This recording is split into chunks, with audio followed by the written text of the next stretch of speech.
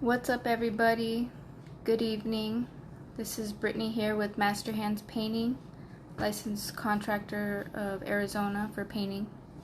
I just wanted to get on here and tell you guys a little DIY fail story that we came across last week with a client of ours, just to kind of educate people and maybe prevent this from happening to you or someone who's watching this in the future. So last week we had a client who needed their door painted. Sounds easy enough, right? We went to go do the estimate and we find out it's a little bit more in depth than that. So the client was an older gentleman, a senior, and he decided that he wanted to paint the door himself.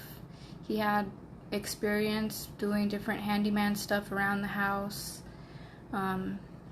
Whatever you guys want to call it these days.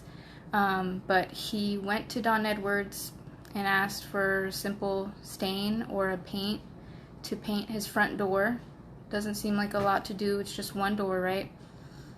But this is where the error kind of came into play. He was given a product that he had no idea how to use. He had no idea what the product was used for. And he just kind of went at that door with that product blindly.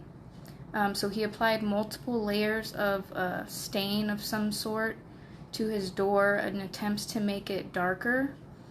And what he really wound up doing is creating a sticky mess, honestly.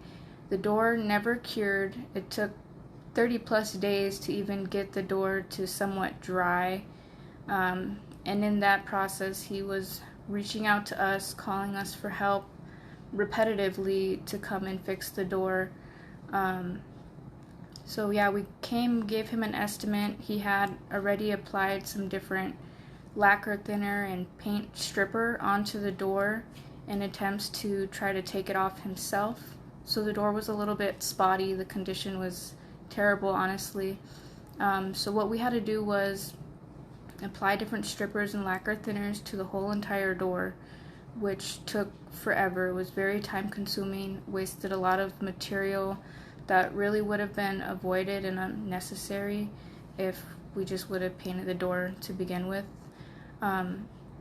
So kind of in the long run, just to explain the story pretty quickly, a door that could have took us a couple hours took us 2 days, and rather than being a couple hundred, maybe $200 at the most project, wound up costing him over $400 just based on the labor and the materials used. So something to kind of keep in mind if you guys are thinking of doing a DIY project. It's a little bit more that comes to mind when it's projects around the house. So if you don't know the products that you're using, it can honestly make or break your project. And we're really knowledgeable in the products that we use here. So for a door, you need anti-blocking properties, which, if you don't know what that means, it will prevent sticking. It cures really hard. We use 100% acrylic products on our doors, so it's extremely durable, very washable. Yeah, so that's just kind of a story that I wanted to review with you guys. Maybe that will help save a few doors in the future, save you a couple bucks. I know we all have our little hidden talents here and there, but you might wind up doubling or tripling the price on a project if you try to do it yourself and you have no idea what you're doing.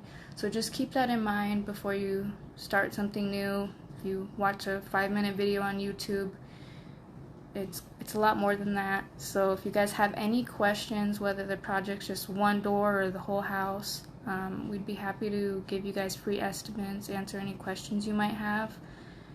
Hopefully we're catching you before your potential DIY projects and not after, but if they're already done, we have a lot of experience with fixing projects if there was a mistake that happened, whether it was you or another contractor. So feel free to reach out to us, masterhandspainting.com, or you can check us out on all the social medias on Facebook, Instagram, and TikTok. Have a great day, everybody.